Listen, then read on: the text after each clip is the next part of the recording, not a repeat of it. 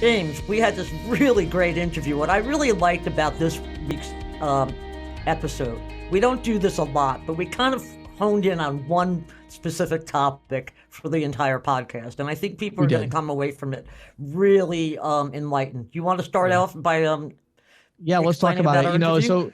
We all, I think our audience is really aware of, the Visa memo, the issue with cash discounting, surcharging, dual pricing, and kind of this path forward. So we did a much longer interview than we normally would do. So me and Patty did our best to keep our segments a little shorter, but we talked about this issue and what's compliant, what's not compliant. And of course, Keith Sampson from North American Bank Card was really the early architect of the Edge program, which is their dual pricing. They're one of the largest companies with tens of thousands of merchants on dual pricing, and they've been on dual pricing for years. So they have the data behind how this program works, consumer reaction, and things like that. And so we really dive deep into that. And then Patty, your segment as well. I gave some highlights on the Visa memo and what I think it might mean. But I think, James, you sort of really opened up my eyes to something in your segment. You want to tell everybody about that? Yeah, so there's just, as everybody knows, I've been pretty hard on Visa and the card brands in their attack on free speech through these programs. However, I soften that a little bit, and I talk about some of the challenges that I've learned that they may or may not be facing that could make sense. And so the big takeaway is it's time for us to pivot. And so one way or the other, we got to make a change. So I talk about all of that. And so you're definitely going to want to listen to it. This is your episode. Everybody's asking me, James, what do you think about dual pricing? This is your episode right here. This is it. Listen to the whole episode. You will know where Maybe I stand. Twice. You'll have a clear example of a processing company with lots of merchants that's doing it successfully. You'll understand the Visa memo from Patty, and you'll understand my takeaways of what we need to do, moving forward. So without further ado, obviously this podcast is sponsored by Valor Paytech, who, by the way, has this amazing feature. Patty, what is it that they have? Dual pricing. Dual pricing. Support for dual pricing. Go right into the terminal. We'll talk more about that after the interview, but ccsalespro.com/Valor, VALOR. Patty, let's dive into our interview today. Let's do it. Welcome to the Merchant Sales Podcast. Everybody, I'm here with my friend Keith Sampson, who is the National Sales Director at North American Bank Card. How are you doing today, Keith? I am fantastic. Good. As always. Good. I love it. Great. I love it. You stole my word. That's the word I always use. So now I have to say something else. Yeah, I'm doing very well. All right, I'll change it up. Best day ever. Yeah, there you go. Much better. Much better. So I've been looking forward to having this conversation and putting it out on the podcast. So we're talking about dual pricing. Of course, the Edge program that I know you were instrumental in creating at North American Bank Card. That is one of the industry leading approaches here as far as dual pricing goes. So we're going to talk about that, cash discounting, surcharging, kind of the future of all of this. Before we dive into that, Keith, I definitely want our audience to hear your backstory. So give us a little bit, how did you get into this crazy industry? And then how did you end up creating this Edge program together with North American Bank Card?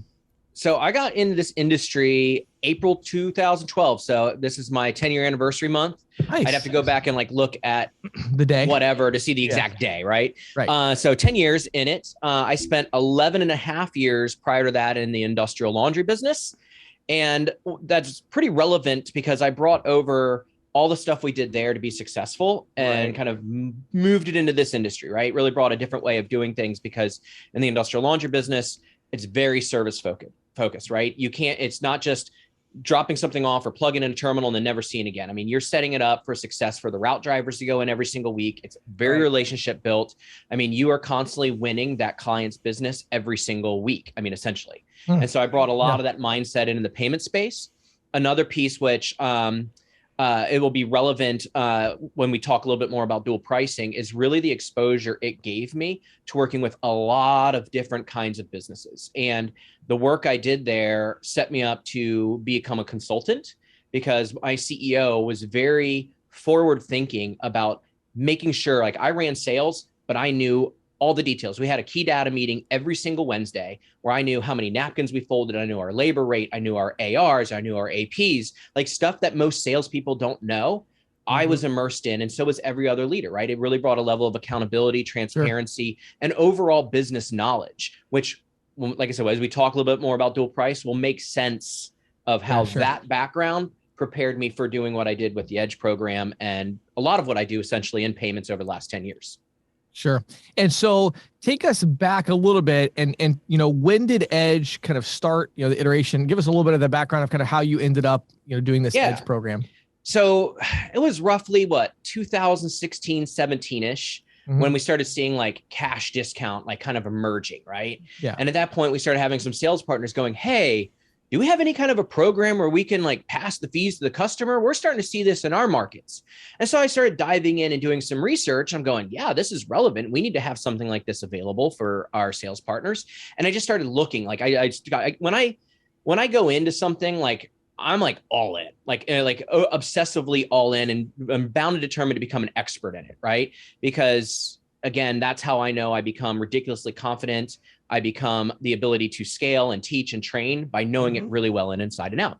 Sure. So as I started diving into cash discounting back then, I'm looking at it going, hold on a second. What's happening here? Like, doesn't match with the rules that we're supposed to be following. Right. Right. And so so that was like the first little check mark of going, raise a little flag, a little yellow one at that point. And I'm going, okay, so that doesn't jive, but let's keep going down this path. What does this look like? And again, from my experience working with so many different customers, I very much look at it and teach people how to sell by putting yourself in the other people's shoes. So whenever you're across the table, you always have to somehow be able to, I'm going to say this, how are they perceiving it? What is it like to sit on the other side of the table? And I started applying that not only in the merchant side of this, but the customer side of this. And then beyond that, hey, I'm a merchant. I'm going to do this add a fee, remove a fee thing. And then I've got to teach a 16-year-old hourly kid that just got out of high school that works for me for 3 hours to not only explain this program, but potentially handle a customer that's upset about it. How does that look? What does that look like from a customer experience perspective? What does that look like from an employer perspective? Can I teach that 16-year-old kid to do this? And when I realized, I'm going, man, that just seems messy. Right? That there's got to be a better way to do this. And so let me take a step back and preface, like, I love capitalism. I am a ridiculous fan of the free market. In my opinion, let the merchant do whatever they want. They want to add a fee to a transaction and customers decide to take their business elsewhere. Let them do it. Like, I'm all for run your business the way you want to run your business. But that's not the world we live in, right? I'd like to drive 95 miles an hour down the highway, but I can't. It's a posted 65 mile an hour zone. There are consequences if I go outside of that and get caught, right? So I'm applying that same kind of logic to all of this. And so I'm going, all right, I get the net result. I'm a fan of the net result. Nobody likes to pay expenses. They want their, it's the credit card bill oftentimes is number 2 or number 3 outside of payroll on the list of expenses for a business. You've got rent, and then sometimes you got credit card, and then you got utilities, right? And I'm not talking about cost of goods. I'm talking like that below line expenses, right? And so I get the why, but I just kind of sat back. Okay, clear the table. Here's what they want to accomplish. Let's look at it from a normal course of business perspective. If a business has expenses they want to recuperate, how do they normally do that? They normally raise their prices. Okay, that's normal business. It's not only normal business, that's normal consumer experience. When we walk into our favorite store and an item that used to be $20 is now $21, we're not happy, but we understand it. Insurance goes up, utilities go up, all these things happen. They've got to recoup that. So now you're dealing with normal business, you're dealing with normal customer experience. So how do I work this in a way that ties all that together? I'm going, hold on a second. Why if, and again, this is where the business consulting comes into play. I'm laying out a cost of goods expenses, and everything has, like, I could sit there and buy this bottle of water and it has the exact same fixed and variable expenses up until one point. And that's the point of transaction. At the point of transaction, I add another variable expense if I use my card. Right. So why can't I do a price increase at the point of transaction as opposed to doing it across the board? And I started researching that. And I'm like, hold on a second, this is dual price. This is what the gas stations are doing. Right. I can pay a cash price at the gallon or at the pump if I walk in and literally give them dollar bills, or I pay a card price if I insert my card. So why can't this be done in the masses? Started researching it. It's allowable in all 50 states. Hold on a second. Now all of a sudden I can teach this to that 16-year-old. I can have a conversation if a customer's upset, like, why are you doing this dual price program? Last week it was $20. Now it's $20 or $20.80. What gives? Well, look, I'm sorry. My owner had two choices. He could either raise his prices across the board, no matter how you pay, or decide to put in a 2-price model and you save a little bit of money when you pay with cash. Don't you think that's more fair? And by turning it back to the customer with that more fair question, you automatically kind of have them pause a step back, put them in the shoes of the business owner of having to make that decision and apply empathy. And I'm like, that works. Yeah. That I can teach. That I can go into a merchant, implement, and teach their 16-year-old staff how to have that conversation. And if I can teach a 16-year-old how to do it, now there's something that's scalable. Yeah. Right. So right. I love this. So let's do this, Keith. Let's, I want to zoom out for a second because, as both of us know, and you and I were both early proponents of this idea of passing the cost of processing onto the consumer in various ways. As we look at these programs, specifically, even non-cash adjustment, things like that, nobody predicted, very few people predicted early on that this was going to take over the world, right? Like this was, there's still people in the industry today that are like, oh, this is never going to work. And I'm like, right. Hello, are we operating in the same market? Like this is massive. So I'm curious to hear your thoughts. What did fuel this? This is taken off like a rocket ship. Everybody pretty much is doing it on the ISO side in one form or another. Why is it so popular with the agents and the ISOs and even the merchants? Like what's fueled this, do you think? Well, I think it's a return to, again, and unfortunately the market will do what the market does. So let's take a step back to the beginning, right? You had an opportunity to provide a program where now all of a sudden you're not having just a rate conversation. You're actually able to have more of a value-based conversation. And, and so in that value-based conversation, there's benefit for the merchant and there's benefit for the sales partner and higher portfolio growth, right? When you have an account, when you move them from interchange plus 20 and 5 cents to, fast forward a flat rate of 3.8461, you've now added a lot more margin in there, right? So now one account becomes the same value depending 3 to 6 times the value on the account. So that means that from an operations and work standpoint, guess what? To make the same money, I sell 3 to 6 times fewer accounts. Or if I sell the same amount of accounts that I'm out there selling, I'm making 3 to 6 times more money. So from an operations ISO, and that trickles up, right? Think about it from a high ISO level, and you've got an army of sales partners out there selling, and they sell 1,000 accounts a month.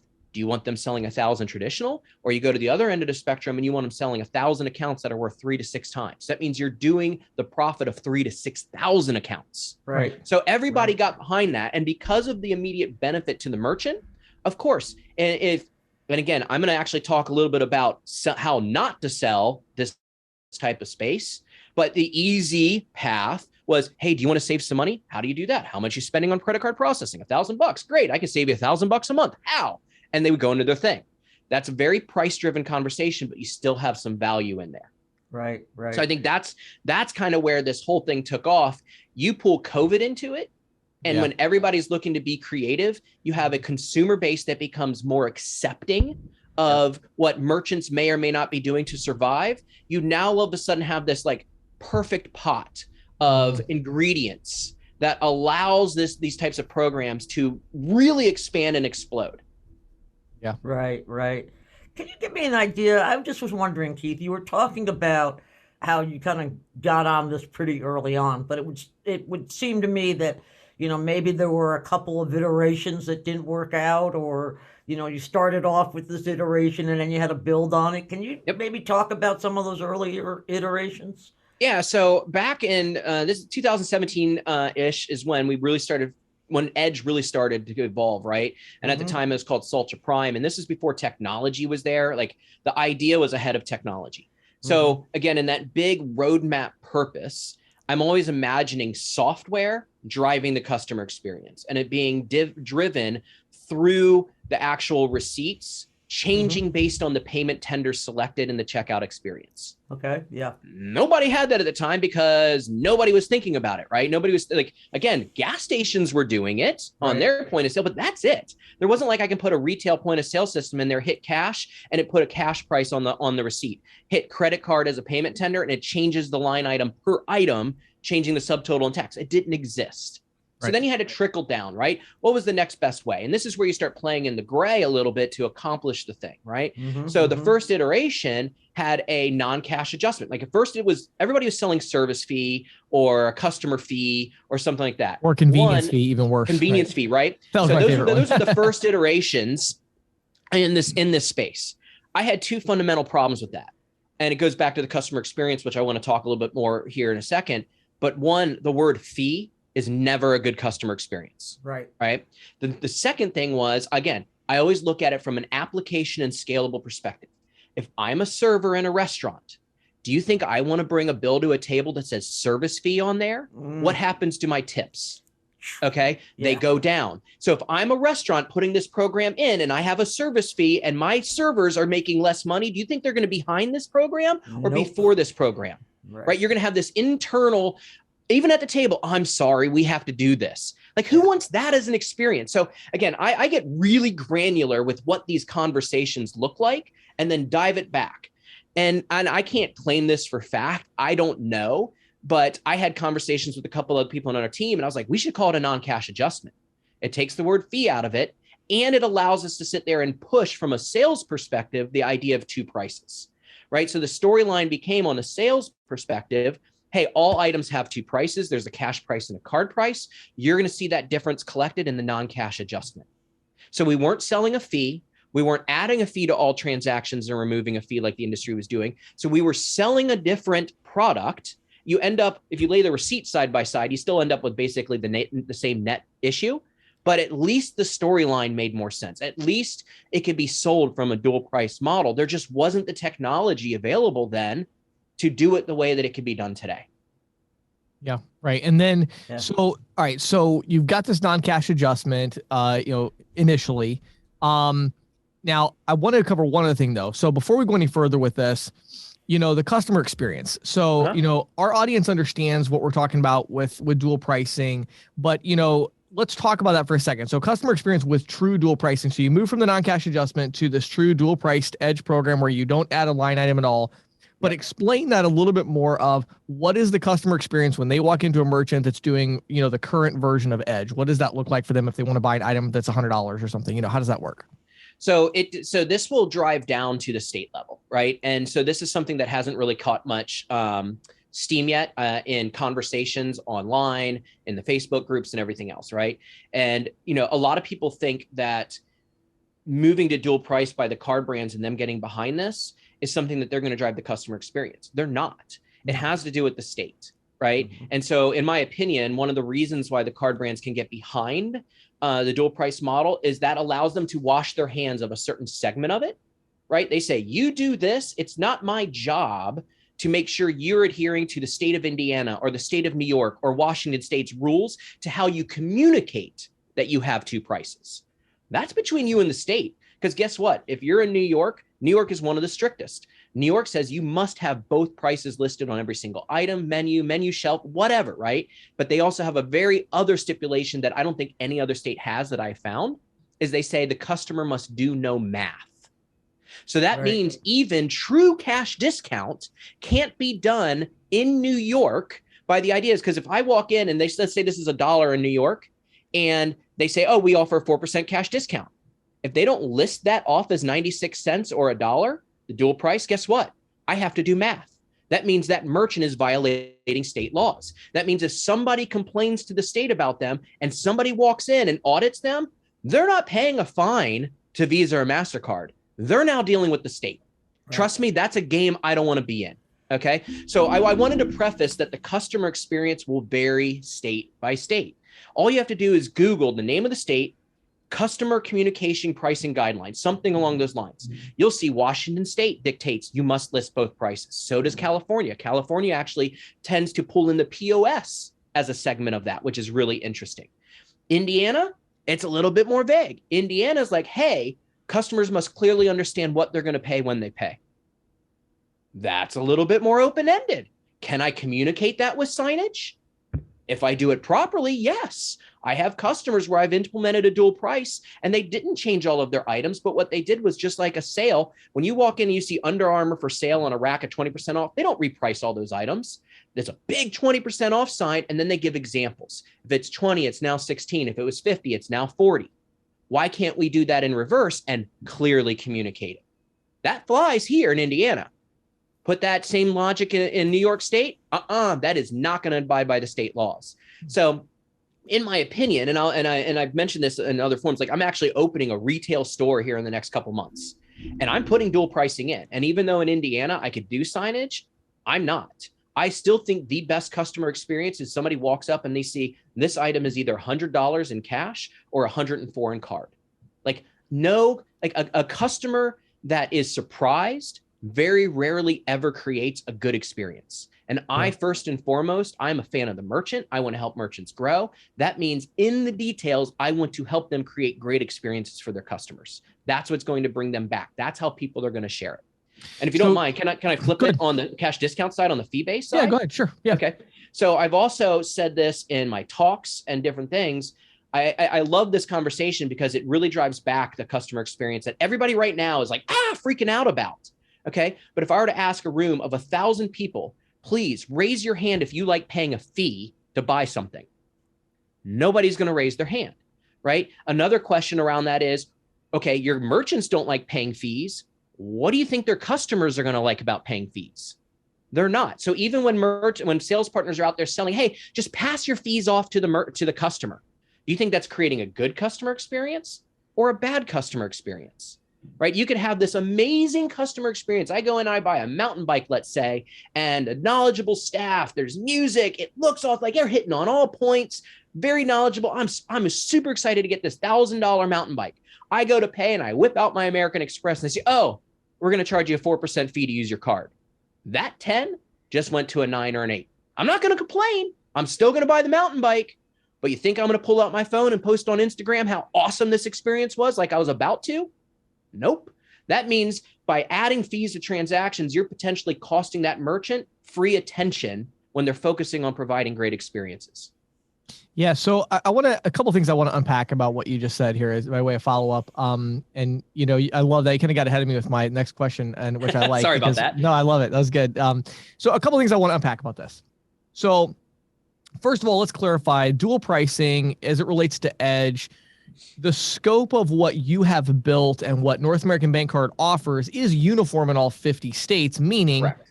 Just like Visa, we're saying the scope of the compliance as it relates to payments and payment processors is the point of sale system is dual price. Correct. Right? Then we're saying to the merchant, hey, Mr. or Miss Merchant, every state has different rules. Your state might require you to list this dual pricing on the shelf or the menu. This other state may not. This state may want you to have a sign. This one may not. And so the idea is, if I can restate it, and then you can correct me if I'm wrong here, is that, what we are concerned with, what Visa seems to be mostly concerned with, is, hey, the point of sale system, we're not adding a fee of any kind to any kind of debit or prepaid transaction. Yep. And we have dual pricing. The receipt doesn't have an extra line item. And so Correct. That's what we're concerned with. Certainly, we want to educate the merchant. Certainly, we want to give them information and all of that. But ultimately, compliance, at least as I have seen as it relates to Visa and others, the primary issue is at that point of sale, we cannot add a fee to debit. And so dual pricing gives us the opportunity to show a cash and a card price at the point of sale, and that is the same in every state. Is everything I just said accurate, or do you have anything to add to that? No, that's completely accurate, except I would add, unless you're registered to Surcharge, you can't add a fee to a credit card either. So the dual pricing offers that ability to sit there and look, I'm not even going to play in the same space, right? Like this is not cash discounting. This is not surcharging. This is dual pricing is its own thing. It's its own thing. Like fee-based programs, you play over here, right? I'm going to build this in here. I'm going to play a different game in a different stadium for a different audience, teach people how to sell it differently. This becomes a value-based conversation as opposed to fee-based programs become price-based conversations, right? And we've seen it in the market. Now who's willing? Because if I'm going to add a fee to a transaction, all I'm doing is selling a commodity. If I start the conversation out with, hey, I'm going to save you money. How are you going to do that? By adding a fee? Great. Now I can even have a value-based conversation because psychologically, the minute I say save you money, doesn't matter what I say after that, I have now made it a price-based conversation. And so now you can't sell on both price and value properly. So I now have a price conversation. I'm now selling a commodity as a fee, okay? Especially if I'm just putting a terminal in there. If I'm a merchant and somebody goes, oh, you're charging a 4% fee, I'll do it for 3. Why wouldn't I switch? It's a cheaper commodity. My customers save 1%. It's just swapping out a piece of equipment, right? And that's, in my opinion, that's one of the big opportunities here for the industry, is to take a step back and go, hey, I have an opportunity to redefine how I sell. I have an opportunity to actually bring more value to merchants. I have an opportunity to move away from price-based selling to value-based selling. Yes, it's a trickier sell. Selling a fee, it's easy. That's the easy path, right? Yeah. I'm going to play in this stadium, in this game, and I'm going to become an expert in this craft, and I'm going to have long-term greater success. One of the other things I just wanted to clarify about this conversation before, I know Patty has a follow-up here too, but I just wanted one other thing, as far as the customer experience and the experience at the register, one of the questions I've been getting a lot, which is a valid point, is that most of the time, and again, correct me if I'm wrong here, most of the time the technology is not displaying this cash and card price to the consumer. Correct. This is something that is being displayed to the person who's ringing up the order. So they're asking the question that people have asked for decades, which is, are you paying with a card or with cash? Right. Yep. And then the merchant is clicking the button that corresponds with the, payment type that's being given. And then the receipt is being printed. And so, really, one of my kind of hesitations about this program early on was like, okay, wait a minute. How are consumers going to react to like, this is right in their face? And the truth is, number one, when it is right in their face, meaning there is a consumer facing screen, I've actually seen a better response. I think consumers appreciate the transparency. As you mentioned, Keith, after COVID, I think their willingness to accept this dramatically changed. But actually, most of the time with these standalone type terminals or smaller terminals, that isn't even happening there. This is just a cash or card price, and it's printing. The important thing is on the receipt, it's saying this, you're paying the card price or you're paying the cash price. Is anything to add to that, or is that accurate? That is accurate. I'm actually going to read a text that I got from a customer. So he'd been a customer of mine for 8 years, right? Roughly. And I finally got him switched over to this. He does in between 120 to 150,000 a month. He's a market, tons of items. Okay. Right. And I put him in Retail Cloud, because Retail Cloud is one of the point of sale systems I worked with to help them develop a dual price model. So I have a whole series of them in the NAB world where it's like, hey, Keith, I contacted them. These are the ones that our partners are selling. I said, I need it to function like this. Right. And I would work with their dev teams, work through workflow. They'd send me copies of receipts like, nope, this has to be fixed. And so we have this host of solutions that truly do run dual price from a software-driven program. And before you go on with that, just to clarify, you're saying it is actually grossing up the individual line items. So on the receipt, here are the 17 items you bought. And it's what is it doing? Listing both prices or what is it doing?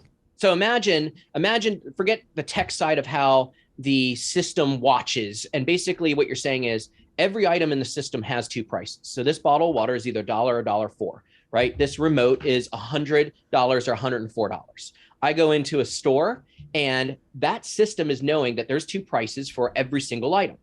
And it's calculating those. So it can actually display to the customer a running total of what your cash price is and your card price, even after tax, right? And now all of a sudden it's driven by payment tender. I push cash and they hand me dollars and it prints out the receipt. This is printing at $1 on that line item. This is printing at $100 on that line item. The subtotal becomes 101. The sales tax on that is based on the state for that 101 subtotal. I hit the credit card tender selection button. The price on the receipt prints off at $1.04, $104. That subtotal is now $105.04. The sales tax is calculated on that. So it's all driven by that payment tender selection. Right. Does that make sense? So there is no line items, and literally you can have 100 different items on that receipt, and it's printing the line item based on the payment tender, or should say the price based on the payment tender. So Keith, this sounds really interesting because, I know when James and I first started talking about this 2-3 years ago, the question that was in my mind, most present in my mind, was what would be the consumer reaction? How are they going to respond to seeing these 2 prices, right? Yep. You obviously have a lot of people on this program. You've had a lot of experience. I'm just wondering, if you can give us some insight in terms of what's been the response from the merchant. What's been their feedback, and also what's been the consumer reaction at this point?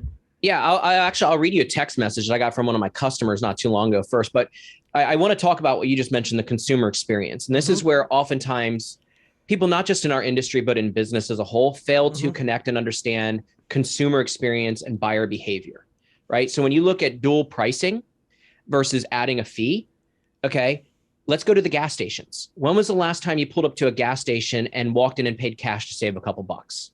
Actually, I do that often, but you do great. Well, and this is why we have these programs for people like Patty, right? And I ask that question, and I always see a couple hands go up, right? But the majority of people don't. The follow-up question I have to that is, when was the last time, except for you, Patty, when you insert your card, and I want everybody listening to this think about it, I insert my card to pay at the pump, and I think nothing about it, right? And before, when dual price at the pump became a thing, everybody was carrying cash, right? So you had this shift in consumer behavior. So now you have this, let's add a fee, which is a break in consumer behavior and never's a good experience, versus a program that goes, you know what? We have a customer base that this is normal for them. Okay. So now we transfer that to an everyday practice. And I'm going to read you. So like I think I was saying, I have a system, Retail Cloud in my customer system, tons of items, everything else. And they're dealing with like age groups and consumers of all ranges. Okay. It's like an Amish market. They sell pies and donuts. I love Amish candy. markets. They've got a deli thing in the back, right? So you're getting the young parents, you're getting the elderly. You have just a whole range, right? Right. And so here in January, he sends me this text, and it was Saturday morning at 12:07 p.m. And we went live about 10 days before this, right, with this program. And he goes, just had 2 customers share with us that they appreciate the option strategy for pricing so much. They said they understand completely why and what we're doing. And they said, thank you for not raising prices on everything, smiley face, winning them over one at a time. And wow, like, that's awesome. So I mean, you wanted a direct reference. I mean, there you go. He didn't have to send that to me. I was just literally sitting there with my kids, and bam, this text comes in, and he's providing his feedback from his customers. Yeah. Right. And to go back to what James said, people appreciate transparency. Nobody wants a surprise when they go to check out. And if you're creating that experience with transparency, you're creating a better customer experience. Right. Yeah, I like it. So, all right. So, and you know, I love these conversations with you, Keith, because unlike, you know, you're very good at this stuff. So we've already had a lot of this conversation, but I do want to touch just for one more second on compliance. Okay. And again, as you've mentioned, as I'm mentioning, none of us are attorneys. This is obviously not legal advice. These are our personal opinions, but let's talk about it for a second. So why have the card brands, you know, you've already touched on it, but like, why are they kind of steering clear of the dual pricing? And like even when they sent out their latest memo to the acquirers, and it said, you know, you have to send the information about any of your ISOs that are doing cash discounting, surcharging, whatever. And they listed several things there, but they were very clear not to mention dual pricing. In other words, that was kind of outside the scope of this memo, at least from the way I read it. What are your thoughts on this? Why are they kind of like, okay, dual pricing, because it's the exact same economics, obviously, but why are they steering clear of it? I think there's a couple different things. And again, you kind of prefaced it. We're not attorneys. I'm not a compliance officer. This is Keith sharing Keith's opinion. Okay. And just education, common sense, and everything else. Right. So again, we all want to play in a space where there's no rules, but you know what? We have rules, right? We don't have to like the rules. Right. And this is where I tend to, you know, I mean, besides having cool antique signs behind me, I tend to like, by the way. Yeah. Thanks. I tend to have like a much more favorable view of the card brands, right? I don't like the constant interchange increases. I think if they continue to do that, there might be things that bite them. You know what I mean? Yeah. From regulation and everything else. But beyond that, you know, I tend to sit in that camp of, look, ISOs are registered with the card brands. All, you know, it all rolls up. If somebody, even a 1099 contract rep, is out there selling products, you're selling it for somebody who's eventually registered with the card brands. That means in your partner agreement, you're sitting there saying that you're going to follow the card brand rules and guidelines. Okay. So we may not like it, but guess what? Those card brands allow us to do what we do for a living, and it's freaking awesome. So I've always been one of those people, like, how on one hand can I, quote, wear the brands on my shirt, put it in my literature, walk into a business and say, ignore what they say. Like, what else in life am I going to sit there and say that about? Right. It comes down to one of those like integrity, bigger picture things. Right. So I think you have, as cash discounting done wrong, because I fully agree. If you're selling a fee, there is zero compliant programs out there that can sit there and say a compliant cash discount program and be fee-based. Doesn't exist. Okay. Because you look at what MasterCard and their rules, and this isn't just a Visa thing. MasterCard section 15.2.2, I'm going off my head, literally states a surcharge is when a fee is added to a transaction that isn't added to a cash transaction. Pretty black and white. So I think the card brands finally got sick of everybody basically going, hey, we're not going to follow your rules. We're going to do what we want. And so where does the slippery slope stop? That's point number one. Point number two is they don't care how you get there. If I lay down a cash receipt that doesn't have a fee and I lay down a card receipt that does have a fee, I don't care what the signage says. I don't care what that fee is called. It could be called Patty's Retirement Fund. Does not matter. That is by definition, not Visa, but MasterCard's rules, a surcharge, right? Like method of getting there doesn't determine your results. Those are my results. Yeah. You make that card transaction a debit transaction. Now, all of a sudden that violates both surcharge guidelines and everything. Mm-hmm. So they missed the boat, in my opinion. Again, they missed the boat on enforcing cash discount when Visa sent out that memo in 2018, and here are these rules that are listed in the MasterCard rules. They haven't been enforcing it. This has become more and more widespread. You have the wrong persons walking in that are educated and they use a debit card at a deli and they get charged a fee and they're going, this has got to stop. That becomes the lowest hanging fruit. Mm-hmm. I knew this was going to happen back in 2020. In my opinion, also, again, not being a compliance person, and I put this on a Facebook group early, and I'm going to talk a little bit more about this. In my opinion, the greatest threat to cash discount the way that industry has been doing it for years isn't the card brands. It's an educated customer base. Yeah. So everybody is like freaking out over the Visa bulletin. But could you imagine if the other night on 60 Minutes or Dateline or mainstream media across all networks, there was a story fleecing America? Did you know the rules around using your card? And you had mass education that when I use my debit card, you're not allowed to charge a fee. And all of a sudden that next morning, customers by the droves at all of these merchants are going, wait a second, you can't do this anymore. And those merchants started calling their agents and the ISOs. Like what we're dealing with right now is like a bad dream compared to that nightmare. Yeah. Yeah. Okay. So if and I'm saying this because there's certain stuff, whatever. If consumer advocacy groups are picking up this torch and they're starting to apply pressure, okay, it's a whole nother way to look at what we're dealing with in a space. So to go back to your original question on compliance, why card brands are staying away from this on dual price, because dual price doesn't break any of their rules. There's no fees. It's a card price, a cash price. It drives the execution down to the state level. So they're able to wash their hands of it.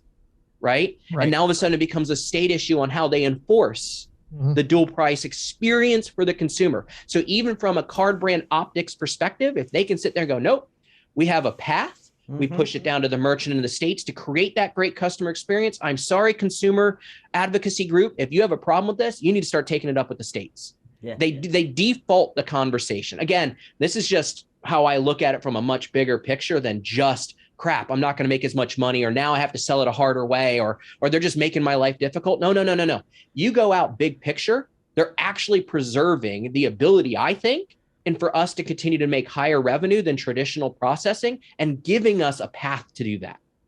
Yeah. And I think, just last point I'll make real quick. I know we're kind of out of time, but one thing that was very interesting from a good friend of mine that has an ISO that's dealing with a bunch of fallout from a non-cash adjustment type program is that, I hadn't really thought of Visa's position in terms of their position as legislators and things look at them as they are the entity that's supposed to be regulating the payments experience. And if they're not going to, then the government's going to. Yeah. Right. And I hadn't really thought of that actually. And it kind of made me, and Keith, obviously you and I have a much lower opinion of Visa as a whole than you do. And you know this, right? I'm all about the free speech stuff and I don't like what they're doing. But at the same time, when I realized that part of the motivation behind this, I believe from my understanding with the card brands is that they're starting to get pressure from legislators and things to say, wait a second, you're the one that's supposed to be making sure the customers are not getting tricked, that there's not and it's like they are failing in their duty to make sure there's compliance with their rules. Yep.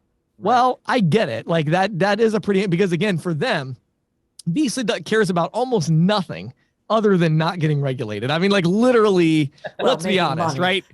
I mean, as large as Visa is, I mean, what keeps the CEO of Visa up at night? I mean, honestly, about the only thing at this point is regulation. And it's not like this is a far-fetched thing. This is exactly what's happened in Australia. This is what's happened in the UK. It's what's happened in the EU. It's what's happened in Canada, a little bit different in Canada, but all over the place. This is exactly what's happened.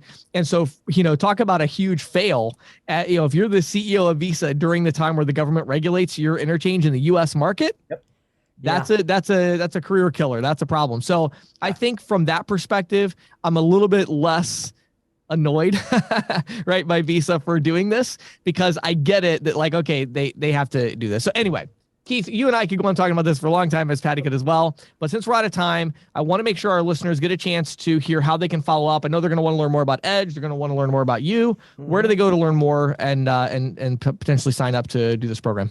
LinkedIn is a great place to connect with me on. My email address at NAB is ksampson@nabankcard.com. And I will say right here and there, I am not a recruiter, right? I do not recruit agents. I do not benefit when agents come on board. I'm an advocate to make our industry better. That's how I kind of position myself. Sure. That's how I do content and social media and everything else. They can also go to gonab.com if they actually want to get into our ecosphere, learn more about Edge, sell a true dual price program, get access to all of the software that can run Edge dual price on EPX. You're gonna want to get access to that. I personally lead all the Edge trainings. This has been like my baby. So once people get access into NAB and our partner portal, they can go under tools and the training and literally search Edge. And there is a plethora, a whole library of different topics on how to sell Edge dual price in a small ticket merchant. What about gratuity accounts? How to keep your merchants compliant? How do I market it? Like all of these things that go back to this Visa bulletin, which I finally got my eyes on and read it word for word. This is a big deal. Like, and I'm sorry, sales partners, if you're listening right now and you have the words cash discount on your website, you need to be thinking real hard from the moment you hear this about how I go back and review my content, because it wording in this space more than almost anything else in our industry matters. Yeah, it does. Yeah, it does. yeah. So I do want to give that one more time to our audience. So it's Keith Sampson, which they can find on LinkedIn. Yep. Search Keith Sampson. And then you also mentioned the website gonab.com, right? Correct. Yep. Awesome. Keith, it has been such a pleasure. Appreciate your expertise and your insights. Thank you so much for taking time to share them with our audience today. Thank you great very much, insights, James and Patty. Thanks. Yep. So Patty, after listening to that interview, I know a lot of people are going to be interested in talking North American Bank Card, Edge, Keith Sampson and all that. But for the rest of our audience that says, that sounds really cool, but I would like to be able to do that as well. If only there was a processor agnostic technology solution that does dual pricing, Patty, what can we offer?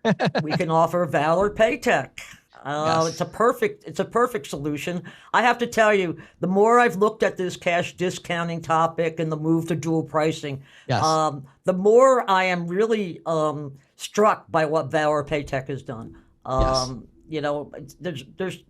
They're really head and shoulders above other brands, at least as it relates. I mean, of course, in many respects, but particularly as it relates to the pricing component. Yeah, and I think it's just amazing. They're like ready to go. They literally are.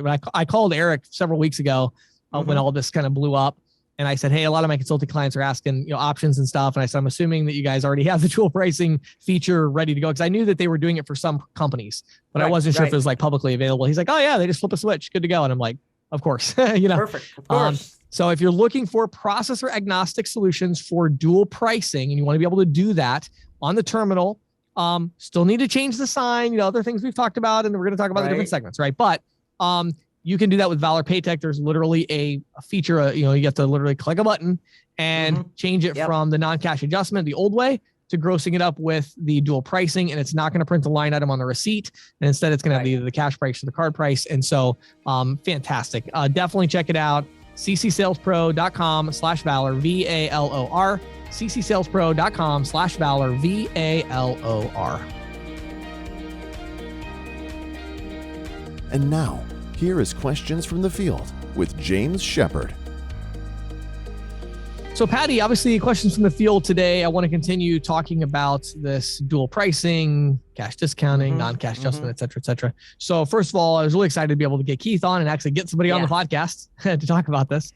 Hasn't been the easiest thing for me to get. That's not an easy, we've had a hard time, folks, getting people who want to come on and talk about this, but I'm glad Keith was agreeable. Well, we should say we've had a hard time getting, serious people who know what they're talking about. Right. Yes. To come on and do it. So here's my thought. And I'm going to break this down, real quickly, again, number one, I think everybody knows this that listens to this, I am a big believer in free speech, free markets. And I believe that merchants should be able to do whatever they want in terms of the way they communicate their price. Visa obviously disagrees with me. And one of the things I think is interesting is, from the beginning, and I've had obviously a lot of conversations with consulting clients the last couple of weeks. And, one thing that's been nice is, what I've told all of my consulting clients going back 4 years, is that the idea of the non-cash adjustment is not something that is compliant with the Visa rules. Right. I mean, I've said that from day one. My rationale has been, the Durbin Amendment supersedes Visa's rules in this particular scenario. And so they don't have any ground to stand on there. But, again, more than a, free speech proponent and all of that, I'm also a pragmatist, meaning, you got to embrace the reality. You got to take the cards you're dealt and you got to play the best hand that you can. And in this case, Visa is really serious about this, and they're serious about it going through the acquirers. And there's been some really interesting things. We touched on a lot of it already in the interview with Keith, but some of the things that have really brought me over the line with the dual pricing, frankly, is my connection with companies like North American Bank Card and Payrock, who we've had on here. We had Brian Campster on recently, and other large acquirers that have gone this direction. They figured it out. They figured it out how to do it. Yes.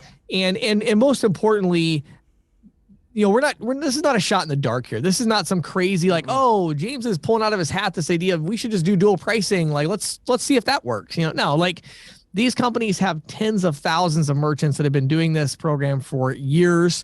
They have not seen reductions in margin. They haven't seen compression in pricing at all. They have not seen issues with compliance complaints. They've just not seen that. Right. And so what I want to clarify, though, is a couple things that, of course, I couldn't do quite as specifically in the interview there because it was so specific to Edge, to North American Bank Card's program. But let's clarify a couple of things here. OK. Number one, the main objective of Visa, as I understand it currently, is that they are trying to make sure that the acquirers and the ISOs that are under those acquirers are trying to ensure that those companies are compliant with Visa rules in terms of what they're providing to the merchant, both in terms of education, in terms of the communication with them, and most importantly, the technology and the consumer experience. Right. Transparency. So, yes. And so in order to accomplish that, you need to make sure that you are not in any way adding a fee to a card. Right. And the reason I say a card is because, as Keith pointed out too, it's like, they consider this to be non-compliant surcharging. So if you're going to add a fee to a card, to credit cards, and you're going to do compliant surcharging, well, then you have to register with the card brands. Right. You have to follow the surcharge rules. If you're going to do cash discounting, well, now that means that they are raising their price on the shelf or the menu, and you're giving them a true cash discount at the point of sale, a percentage cash discount. Well, my issue with that is, obviously, if that's what we present, I mean, number one, I actually don't think that's as good of an experience even for the customer. But I also think all of a sudden the merchant doesn't need us to help them with that. Like, anybody can do that. Just raise the price on the shelf and offer a discount. Well, now all of a sudden, as soon as they get the chance, they're going to switch from your 3.99% flat rate. They're going to switch to interchange plus 20 basis points and 5 cents. Right. And why would they give that money to you? Right. And so unless you're providing some significant advantage, in this case, dual pricing, that's going to do a better job of communicating all of this, and it's going to be compliant in all 50 states and everything, there's really not a rationale for them to pay. So I don't like that kind of quote unquote true cash discount. I don't think that's a good option for our industry. I think the non-cash adjustment has been fantastic. I don't have any complaints at all. I'm not sorry that we did it. Not one bit. It's run its course. It was, I think it was very necessary, as Keith mentioned, even, they were doing non-cash adjustment early on. And, to me, it's run its course. It's served its purpose. We validated some really important assumptions about consumer behavior about merchant behavior, about, all of this. And now it's time that we got to pivot. And I want to be really clear. I'm not talking about pivoting to a version of cash discounting called dual pricing. No, it's dual pricing. Yeah. It's not surcharging. It's not cash discounting. Right. It's dual pricing. And you might think, James, these words, who cares? These words matter a lot, especially to Visa right now. And you cannot have the words cash discounting anywhere on anything. Nowhere. The word cash discounting should be eliminated from your vocabulary as far as you're talking to merchants. Instead it should be that, when you're, and, especially when I say that, I mean, especially I'm talking about through marketing and your website and things like that, because, Visa is all over this, and you don't want to have that wording anywhere on your marketing materials or whatever. This is not a cash discount. It is dual pricing. You're offering two different prices, one for cash and one for cards. Now, again, the scope of this, as we talked about with Keith, the scope of this, as far as our industry is concerned, is that we have a point of sale system, we have a terminal that is going to take the cash price that is entered, and it's going to gross that up to have a card price. Then whatever the merchant decides to do with that is up to the merchant, as far as, are they going to update their menu? Are they going to update what's on the shelf? That's up to the merchant. Okay. We are going to be compliant. Our signs are going to be compliant, all of that. Right. Right. So that's really important to get that, and to understand that piece of it. And really the path forward here, what's great about this is the economics are exactly the same. For most of you, the terminals are exactly the same. I talked to somebody yesterday about deja vu and how you can, do that in a weird way.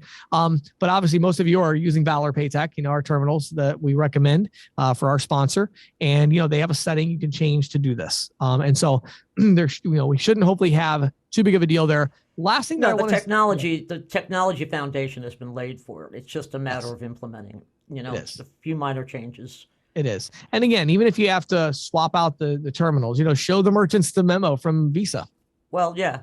And say, hey, there's a new, so. Just to throw out a side, James, in a way, and I know what you're saying is we don't have to really care about the merchant, but I would, suggest that, I don't know about you, but I'm seeing prices every place higher than they were 2 years ago. I just bought a BLT and I was astounded that here in Podunk, Maryland, I had to pay $10 for a BLT. Sure. Right. Sure. So I guess we should clarify, and I appreciate bringing that up, because to clarify, what I'm saying is, from a compliance perspective, to get your processing company compliant with Visa rules, you need to take care of this at the point of sale. And then what the merchant does is on to the merchant. Now, to your point, Patty, and this is a good one. So let's talk about now how to actually implement this long term, right? So what's going to happen is, when you implement this, you're going to, again, change the technology to have two prices instead of one. Make sure the receipt doesn't have a line item on it. That's all pretty simple. Change the sign to the fact that you offer dual pricing. Be very careful about the signage. I'll try to get some more information out about that soon, but I wouldn't be talking too much about the cash discount, or the fact that you certainly don't mention cash discount. You don't want to say that the shelf or the menu price is the cash price, because again, from your perspective, and again, we're going to talk about how to help the merchant, but as far as from a compliance perspective, that's not your business. Right. If the merchant wants to put a sign up that says the shelf price is the cash price, go for it. That's on them. That's their choice. Your sign should be talking about the fact that you have dual pricing. Right. And that there is a cash price and a card price. Right. That's it. Right. So no line on the receipt, cash price and card price, a new sign that says we have a cash price and a card price. Right. That's it. That's your side. And then finally, lastly, what you're going to find is most of these large acquirers, Edge included, there's an additional document that the merchant has to sign about this program. And this document basically says that they understand that the payment processing company does not have control over state, local, or federal laws, and that each state has varying laws, as Keith mentioned. And so it's up to the merchant to remain compliant with those pricing laws, but that they are implementing a compliant program at the point of sale, right?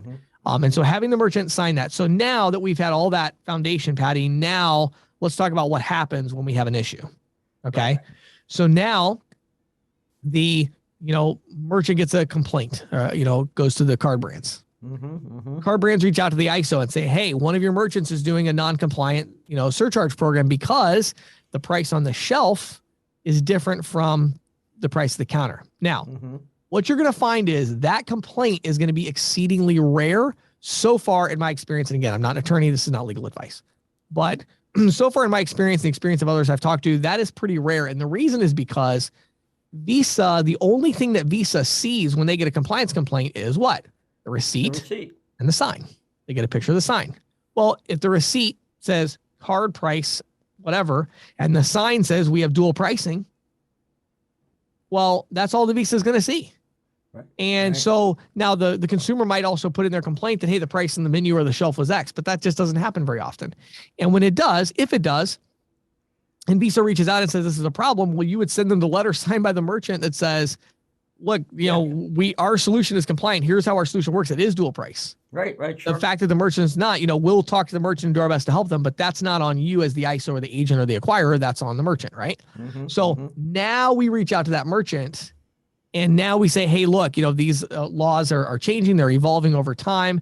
Dual pricing is definitely still the right way to go, but you have not put dual pricing on the menu or the shelf. So, let's say it's a menu. Well, we need to reprint your menu to have either the credit, the card price on there or to have both prices on there.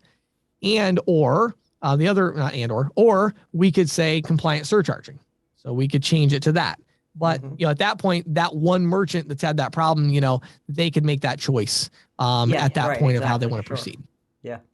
So that's really it. And I think the last point I want to make real briefly, because we touched on it during the interview, I talked about a little bit. Again, everybody knows my opinion on Visa in terms of, the price increases that they do, their kind of, collusion with MasterCard, the limits to free speech.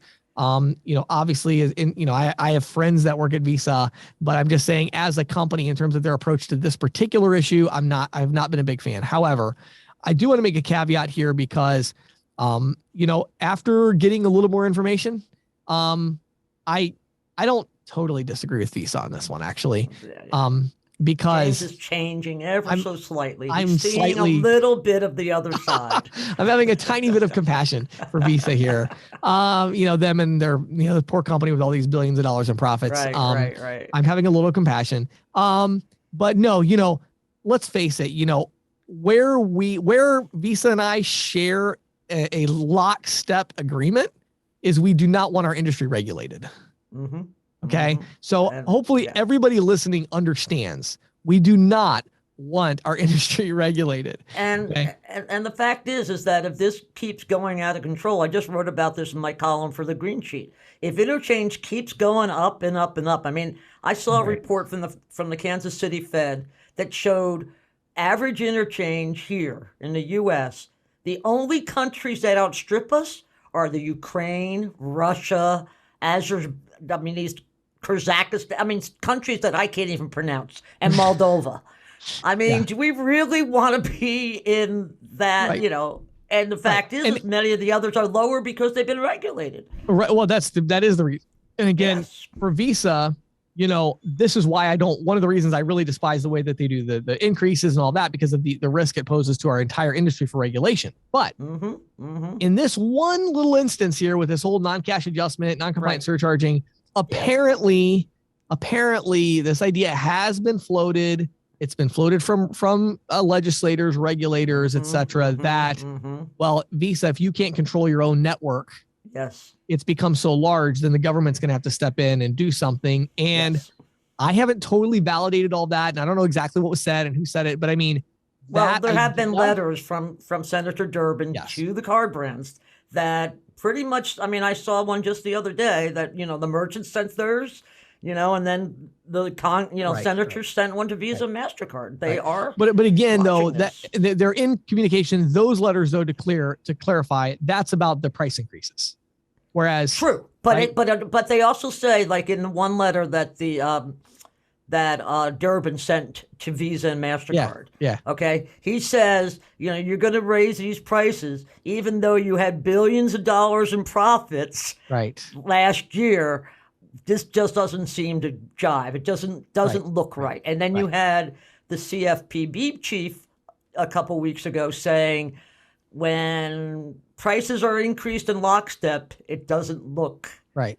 And so obviously they're already in the crosshairs for regulation. Yes. Of course, Durbin already regulated, he's already the done debit card. It. Yeah, right. Exactly. But the idea here is if Visa can't control what's happening with the consumer experience using their cards, there's been some talk amongst legislators and regulators that they would step in. And so if us not doing the dual pricing is somehow any kind of a risk of regulation, well, let's go to dual pricing. Okay. I think even I agree with you on that. Yeah. I mean, Visa's doing fine on provoking the legislature. Let's not do our part.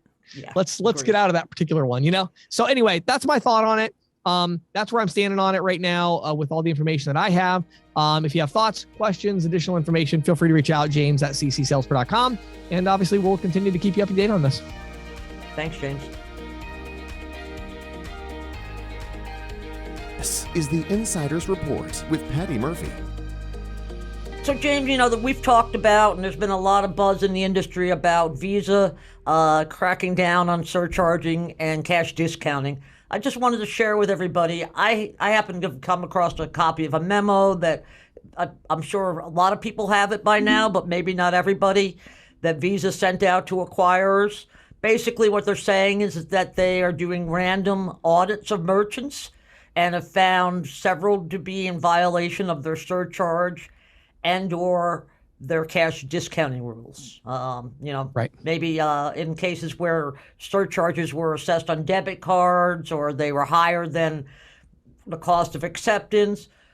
But probably the most perplexing one for our audience, I guess, would be the non-compliant deployment of cash discounting.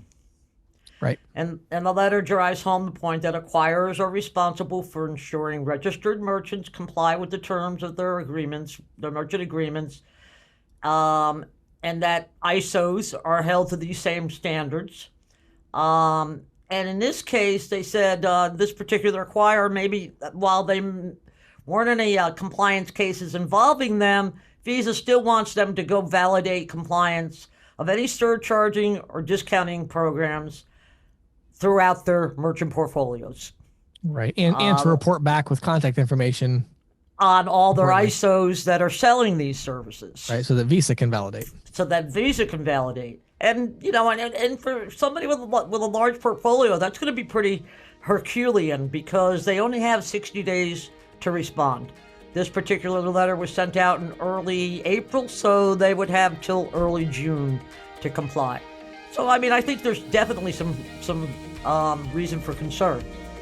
Yeah, well, and basically, if you're, as we'll talk about, as we just talked about with Keith, and then as I'm going to talk about in a second too. But yeah, it's definitely concerning if you're doing non-cash adjustment on debit. So yes. So yeah, good stuff. Well, obviously, this will be an evolving story, and we'll keep everybody up to date. Keep everybody posted. Thank you for listening to the Merchant Sales Podcast. Whether you are an industry veteran, processing executive, or just trying to learn about the payment space, we appreciate your time. The Merchant Sales Podcast is a joint production of Greensheet.com and ccsalespro.com, and we hope you will tune in next week for more information and tips on building your merchant services business.